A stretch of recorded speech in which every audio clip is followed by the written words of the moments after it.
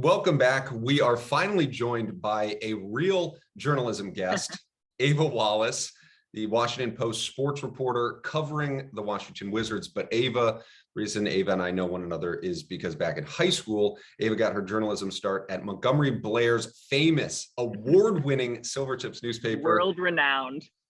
I told you this before. I have been keeping this for 10 plus years. I don't know why. I've never worn it in public. You're gonna start wearing it in public. Oh, I'm gonna for this exact moment. Ava, thank you so much. I know you're very busy. I am so happy to be talking to you, Gardy. I'm honored. Reporting live from Washington Wizards Arena. We're going to get to that a little bit later. Let's start with some NBA Finals action. Steph Curry goes bananas last night. 43 points. From my estimation, probably his greatest Finals playoff performance, which is saying a lot. He leads them to obviously to a victory. We're tied back up heading out west. What was your biggest takeaway from game 4? Definitely Curry, but I think the overall thing that I left when I got home, I was just like, I feel like by now finals series or series in general are kind of like settled and people are going to their lineups and people have their things. And it's kind of just like who messes up less or who does well on a different night. And I feel like this final series is so like, it feels very frenetic in that like the Warriors went to their smaller lineup with Otto Porter Jr. and they've done that before and that's been successful. And they've kind of ran away with series like that before. What was switching? It was the Iguodala switch a couple of years ago when they put him out of the lineup and it didn't work. Like Steve Kerr yanked him after what, like less than 15 minutes, around 15 minutes or something like that. So it was so interesting to kind of watch these two teams counter each other. I love that Ime is a first-year coach, Ime Udoka with Boston. So it's like very cool to kind of watch him figure things out on the fly. But that was the feeling that I was left with was like, I have no idea how game 5 is going to go, which is really, really exciting. And then of course, like, yeah, watching that was nuts. What's interesting about Steph is they needed him to do that. This wasn't like a well-balanced Warriors game. And then Steph also kind of was like the icing on top. They absolutely needed him to go Super Saiyan. And I thought that was interesting. Even looking at like X factors other than Steph Curry, they did not get a lot, obviously, from Draymond. Clay was struggling. Yeah. Right. So what I was going to bring up is Wiggins. I think he had 17 points, but he had 16 rebounds. And so it seemed like, especially in that second half, when the Celtics offense wasn't looking great, we're going to get to the fourth quarter in a second, but I think he had 13 defensive rebounds. Wiggins was just always there preventing the Celtics from getting that second chance opportunity. Was Wiggins the guy you were looking at, or were there other players that to you kind of stood out? I think it was more like what you said with Draymond and Clay's. I was more drawn by their lack of, I guess, sounds like coach speak, but like their lack of impact on the game. But you know, Clay had some scoring, but it wasn't what the Warriors needed, like you said with Steph. But it's been so fascinating. Every time I watch Andrew Wiggins, I feel like I think back to the beginning of the season when he was one of the guys who refused to get vaccinated and like had this whole drama. And I'm like, look at what he's become. It is really, I mean, it's kind of like a whole Jordan Poole thing where it really speaks to the Warriors system. It's very like, it reminds me a lot of the San Antonio Spurs and like how they just like kind of churn out these people who fit perfectly into what they need and become exactly what the supporting characters they need and like seem so willing to kind of take on that role also, which is really important, I think, for a young guy. But he's been fabulous this entire playoff series, and he fits right into everything. Feels like a really neatly fitting puzzle with that team, which is really fun to watch. And like you said, it's really fun to watch Boston kind of dismantle that also. I'm going off script. This isn't exactly the question I told you, but because you are covering the Wizards, you're doing a ton of NBA draft stuff, prep. One thing that's also really amazing about this Warriors team is they've been competing for championships since 2014, 2015. They're back in the NBA Finals, and yet they also have this treasure trove of young players, but then they also have these guys like an Otto Porter, like a Poole, that are trade assets. I mean, it's kind of phenomenal. It's incredible that they haven't kind of maxed everything out just to chase these championships. I don't know if we've seen something like that before, because we're used to these, you know, LeBron-led teams where they just go all in. If you get a ring, it's worth it. But the Warriors seem to have this staying power. Well, and that's what front office members will tell you is that the most valuable assets you have are your draft picks because it's the most organic way to grow your organization, the one you have most control over, even if you don't get exactly who you want. So drafting well, like the Warriors, that is such an underrated, good part of a front office. It's such an undervalued skill. I mean, I'm sitting in the organization, in the arena of an organization that hasn't had a ton of luck in the draft, but it honestly, it makes or breaks franchises. And especially when you know exactly who you want, you're going to get guys to buy into your system, the coach is on board, and everything just kind of meshes. But no, I totally agree with you. I mean, they had their one shot, you know, that year that they didn't do well and got a high lottery pick, and they turned it into Jordan. Like, that's it. I don't know what more you could want from an organization. And it's the reason why also guys are excited to go and work out there and everything like that. And they're sending one of their assistants to the Hornets. That's a great, fantastic hire. I don't know why they couldn't have waited 10 days to younger, but fantastic hire for the Hornets also. Okay, let's get back to the NBA Finals. The fourth quarter, Steph was incredible. I mean, locked up, in my opinion, he locked up the Finals MVP if they go on to win that. But the Celtics also seem to like forget how to play basketball. Yeah. In that fourth quarter, they do that sometimes. They absolutely do that. It was ugly. It was stagnant. And this is what happens, to your point. This is what happened at times throughout the season where it's like their offense turns into like they're running through mud. What did you see in that fourth quarter on Boston's side that kind of prevented them from taking a commanding 3-1 series lead?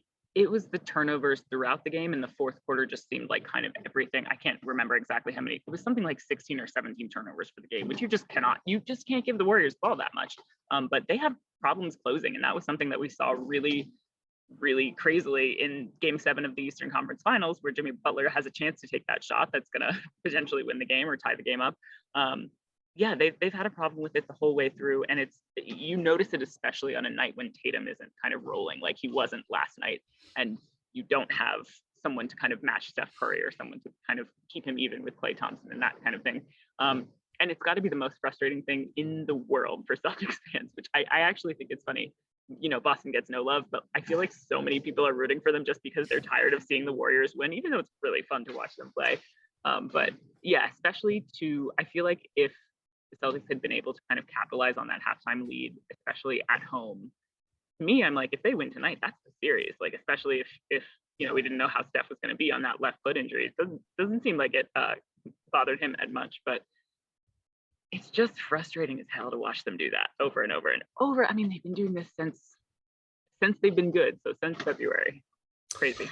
So with that in mind, before the series, I picked the Warriors in 7 games. Through these first, you did, yeah. So that was going to be my question. Through these first 4 games, to be obviously they've traded wins, but also I think the Celtics are the better team. I think Steph is the best player in the series.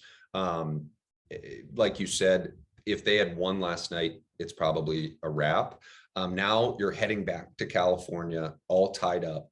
Did the first 4 games of the series change how you think about it going in terms of who's going to ultimately win, or was this sort of exactly what you expected? This definitely was not exactly this was not what I expected at all. I was happy that Boston won the Eastern Conference Finals because I thought that they would be, I thought the Warriors were going to roll through the Heat if the Heat had won.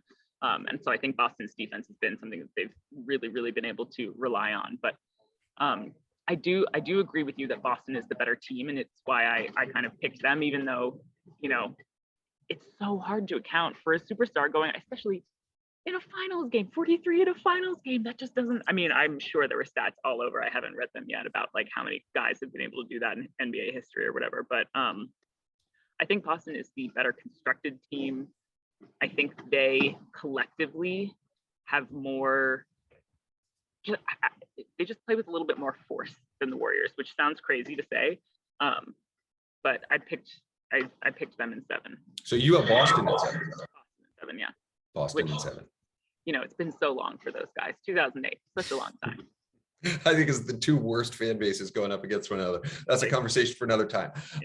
Let's go. What has been your favorite part of the finals as we head into, I mean, now it's a best of 3 series, which is phenomenal for fans who don't really have a dog in the fight.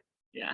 I think last night was my favorite part of the series just because it was so tight and there weren't any, big runs or anything that you could say like I just like could not take my eyes off the game once. And I feel like in other games I'm like, oh, okay, I see where this is going, I understand what's going on. And last night I was just like, this is like the epitome of this series where it's back and forth and it's the superstars playing really well. I thought that was like a really good encapsulation. It was so fun. It was so fun. I was watching it out at a sports bar in DC, and like people weren't really watching. And then halftime, everyone started, and like everyone was locked in. And like it was the best atmosphere ever. Everyone was like, look at what, you know, it's one of those things where it's like, you got to stop what you're doing and watch Steph Curry get 43 in a finals game. You're witnessing greatness. Right, exactly. That was really, really fun. So but going back to the Chase Center, teams have, each of them have stolen a game.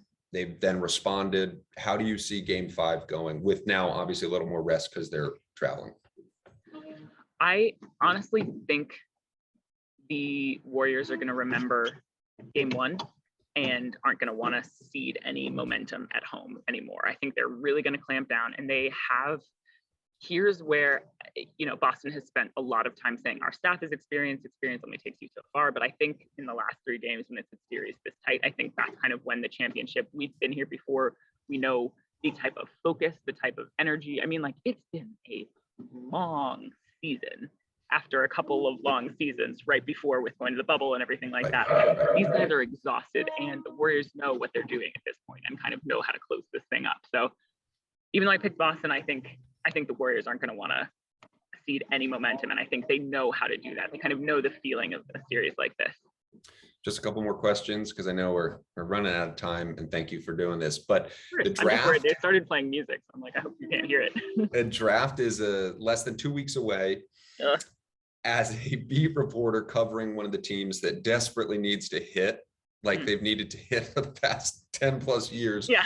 What is your kind of day-to-day? How do you cover the workouts? If you wouldn't mind just kind of walking us through.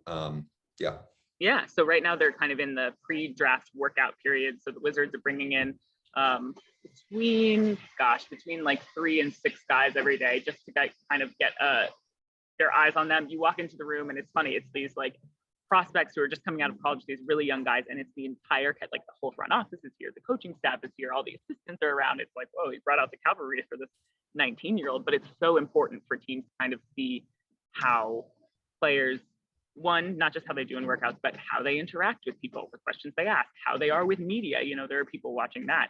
And the general manager will get reports from everybody, from the Uber driver who picks them up at the airport to, you know, everything like that. And then they'll get to talk to them. So the Wizards have 2 picks. They've got the 10 pick and the number 54 pick.